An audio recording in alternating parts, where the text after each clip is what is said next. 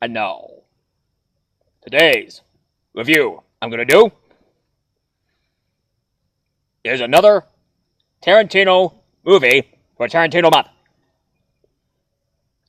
And furthermore, I'm going to tell you, wait a second.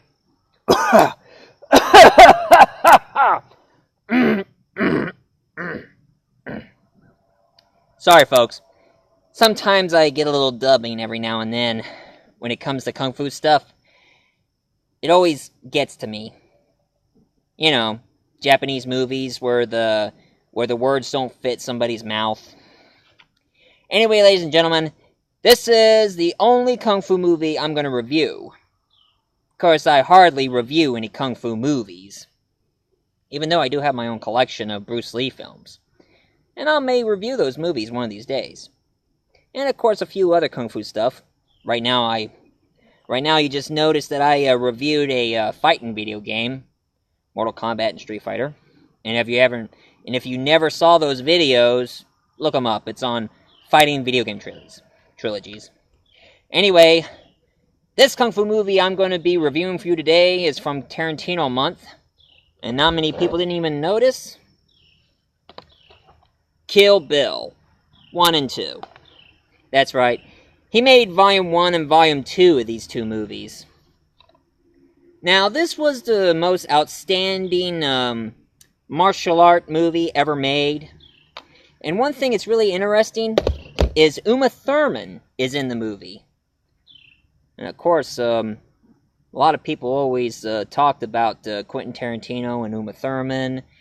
I mean, they seem to have some kind of an affair or something, and that's why he had her on Pulp Fiction and now this Kill Bill movie. Now, he based this out of old 70s kung fu movies. I mean, some of you remember back in the 70s, all those kung fu films were the big thing at the time. And of course, he takes homages from Bruce Lee. And of course, one thing about Volume 1 here, it has a cheese ball blood spat into it. Like when Uma Thurman cuts off somebody's arm, their blood starts spewing like it's out of a water hose, just all. It was so ridiculous. I don't know if I was gonna get ill from being squeamish or laugh to see all these blood splattered everywhere. I mean, it kind of looks like somebody's using red spray paint all over the walls. Anyway, the movie, it's all about Uma Thurman's character. Now, in the first movie, they bleeped her name out, and then in the second film, they finally call her name. Her name is Beatrice Kiddo. According to the story, Beatrice was pregnant, and as it turns out, she was an assassin. And after she discovered that she was pregnant, she decided to quit being an assassin and marry a decent guy and have a normal, decent life with her child. And of course, Bill is her boss, assassin boss, and he decided to have her killed for betraying him. And as it turns out, he had all of his assassins, played by certain actresses, Michael Manson, Lucy Liu, wow, and Vanna Fox. And of course, Dara Hannah with an eye patch. I gotta say, she looks really ugly with that eye patch. And one thing about Dara Hannah's character, she's acting like a total selfish witch. And she's always jealous over Uma Thurman. And also, she always thinks she's smarter than everybody, even though she's just plain stupid. Anyway, throughout the whole movie, Bill's assassin kills the guy that she was about to marry, kills a preacher, kills his wife. Well, he was a minister, and he was about ready to marry them, so killed the minister and the piano person, and of course the bridesmaids were murdered as well. And right before Bill aimed a gun right at Uma Thurman's head, she told Bill that it was her baby, and then he shoot her in the head. But instead of... Get out of here.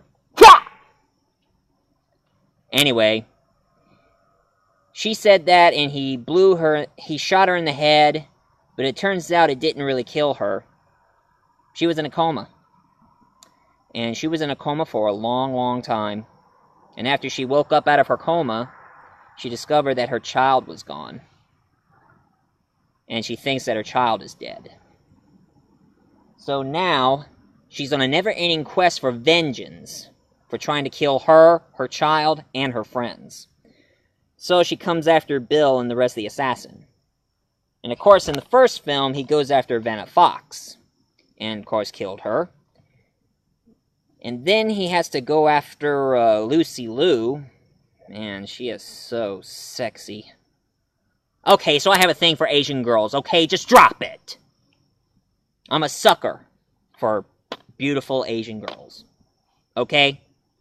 Just leave it at that. It's unlike Quentin Tarantino's thing, he has a thing for feet. That's why in this first movie, there's a close-up of Uma Thurman's feet.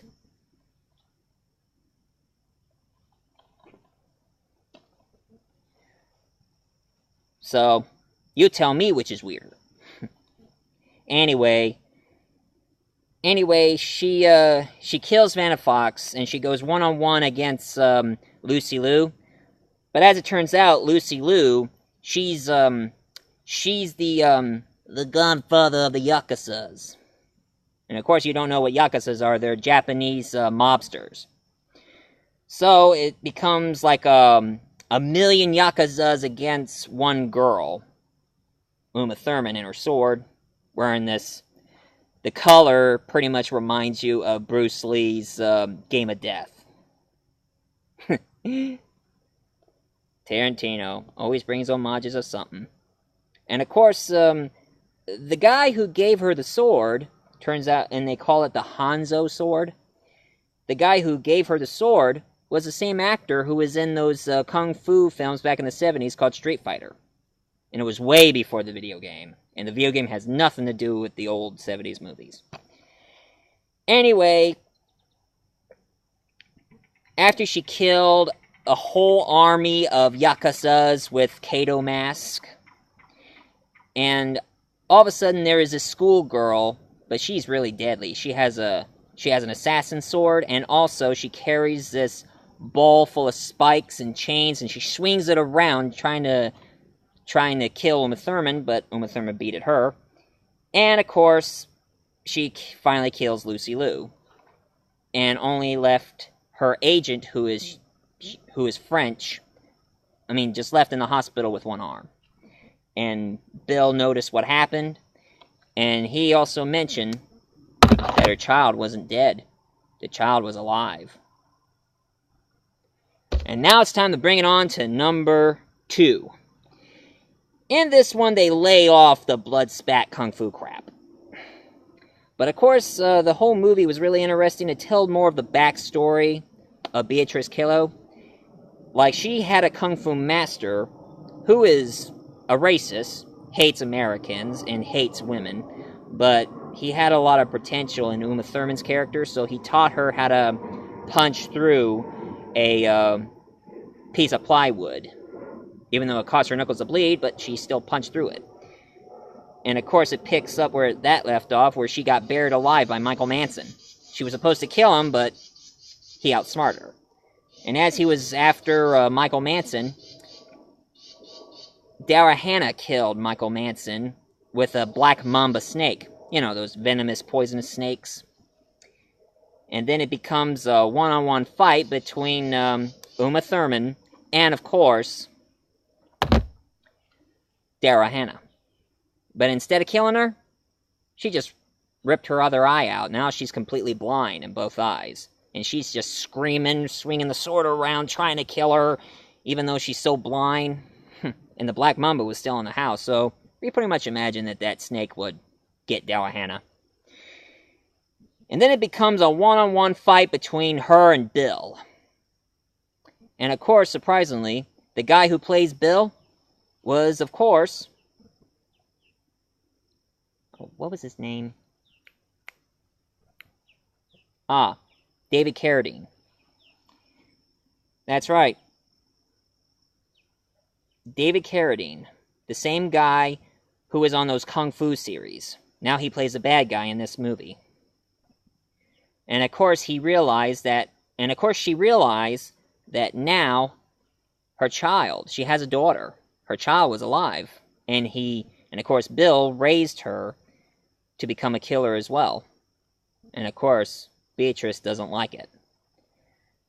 And instead of becoming a straight-out Kung Fu one-on-one fight, he just had her sit down and have tea with him until she did the old strike, where she just hit him there, hit him there, hit him there, hit him there, and give his heart a twist. And therefore, his heart exploded and died. And now she gets her daughter, and everything was back to normal once again, I think. And of course, it's pretty cool that Bill talked about how he likes comic books. So he's pretty much a comic book nerd like me. Of course, his favorite is Superman. Mine's Batman. Anyway, all in all,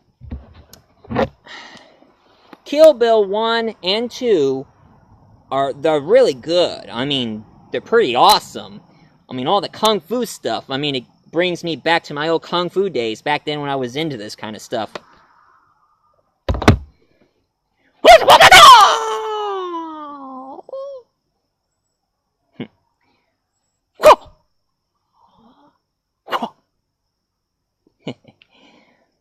Anyway, go on ahead, find Kill Bill Volume 1 and 2, watch them, and you won't be disappointed.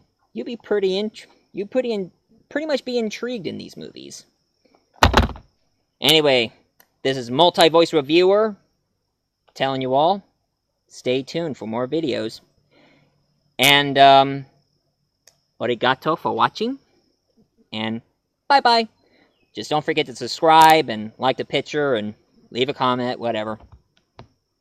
So, sayonara.